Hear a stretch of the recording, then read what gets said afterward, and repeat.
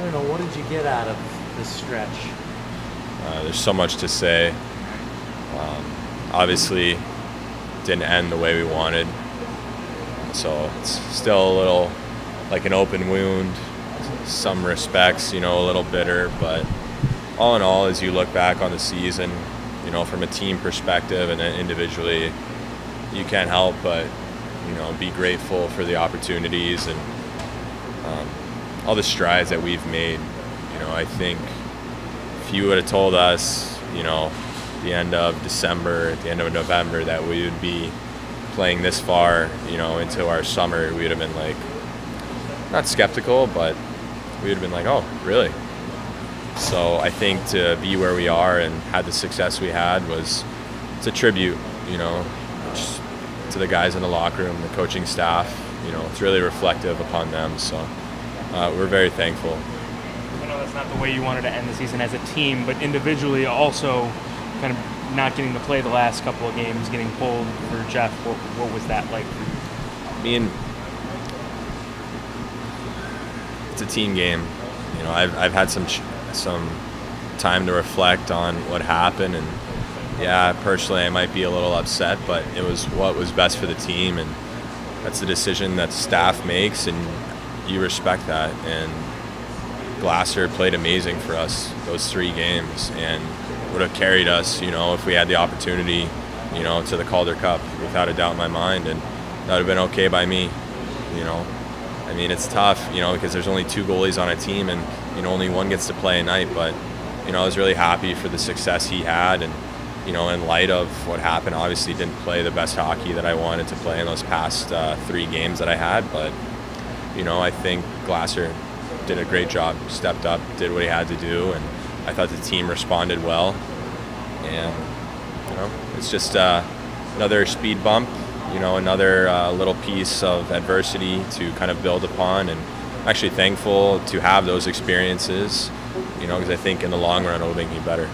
Did you ever imagine a run like you've had, going from starting the season where you were, getting called up? And Definitely not. I mean, it's been such an amazing year as far as like progress and growth. So I think it was all extra. It was all reward at that point. So I think we played like it was a reward, and we had fun. And I think we're glad to go as far as we did. Crawford's talked about it. A lot of the good goalies that have made it have talked about having to go through stuff like this and just dealing with adversity. How can it make you better? How can this situation from the last couple of weeks make you a better goalie in the future? I think it makes you hungrier, as you look back and you realize that we were close. We were close, and it kind of lights a fire under your butt, so to speak, to hit summer training hard and be that more cognizant of everything that you're doing, making sure that you are committed 365 days a year to getting back to this point and going farther. So if anything, it makes us more hungry. You too, as an individual. Sure. Oh, especially. Even more. Yeah, exactly. So is there a sense of optimism already among the guys for next year? Sure. I think everyone's very optimistic. And I mean, obviously, there's a lot, to build upon. And there's a core group of guys in that locker room that, we've depended on and we've had good working relationships with. And hopefully to bring them back next year will be a huge part of our success. And if that's not the case, we'll work through it and we'll be where we are this time again next year. Obviously, you want to keep developing as a player. So with that in mind, how big is this off season for you? Whether it's just training on your own, whether it's the prospect camp or training camp or something else. I mean, how big is the off season going to be for you? Well, there's really almost no off season in hockey. I mean, it's a year-round sport. The way I think about it, you always have to be willing, to be committed to that process, and that's just the way it is. That's how the game is played, and everyone is so meticulous on what they do in the off season that if you really don't pay extra special attention and give attention to what needs your attention in the off season, that you're going to be surpassed. So it's just a great opportunity to work on your game, quite honestly, and maybe take a little bit of rest, rest the mind, body, spirit aspect, and just like it acts as a springboard, and you get hungry.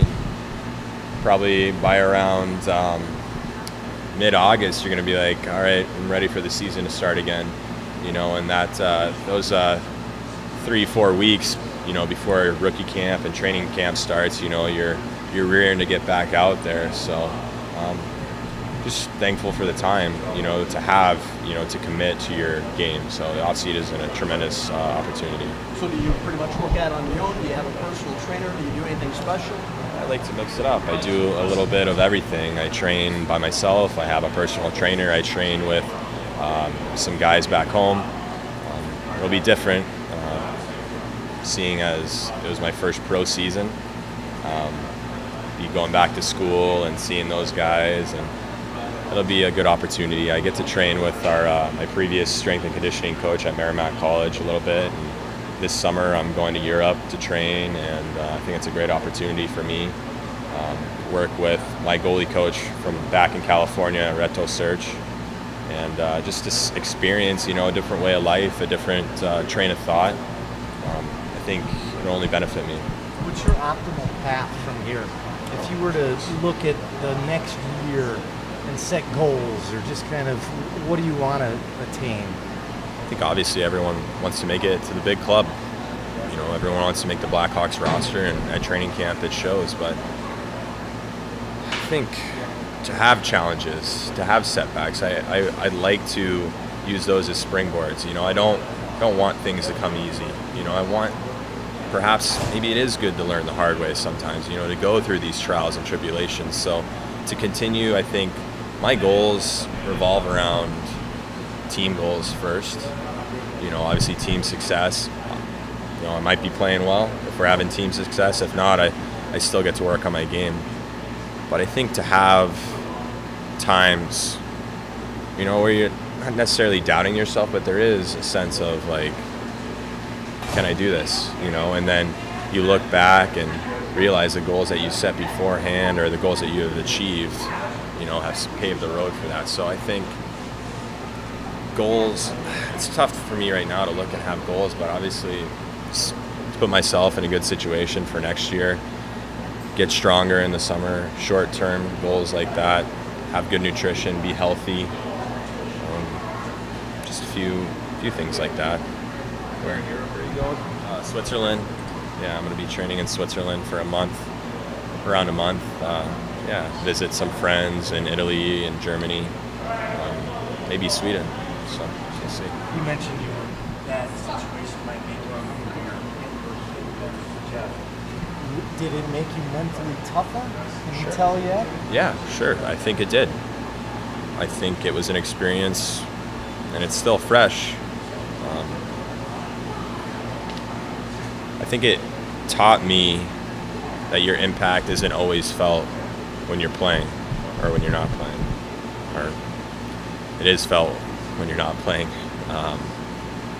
So I think Glasser, through the first couple rounds, it showed me how to be a good teammate. There was one thing he said. I was watching one of the interviews that he did, and I think he said something to the effect of, you're always ready to go, you're always ready to play. And when your number doesn't get called, your mindset switches now to how can I support, my goalie partner in the best way possible.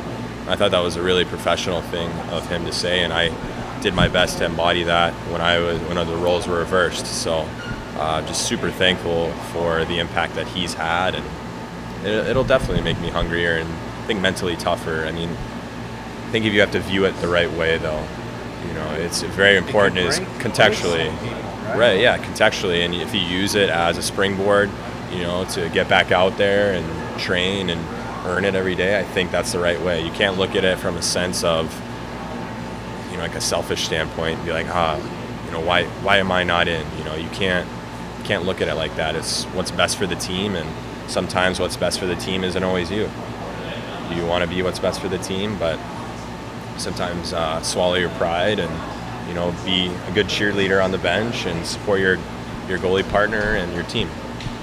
How beneficial was it for you coming in here and being a young guy and having a young coach like Collin? I think it's tremendous benefit. He is players coach. I don't know if you've ever heard that moniker from any of the other players yet, but he just knows. He's very aware of what's going on in the locker room, and he feels the energy in the locker room. He knows what to say, what not to say, and when to say nothing at all. And I think his words are very valuable, and I think I've attempted to embody, some of the energy that he's brought, to this team and this organization, is that calmness. Even in the heat of the moment, it's, he knows what he's going to do, and there's no deviation from it. And every time he addresses us, it's, with level-headedness and respect, and I just don't have I have too many good things to say in one interview. Do you think you ever heard him raise his voice one time this season?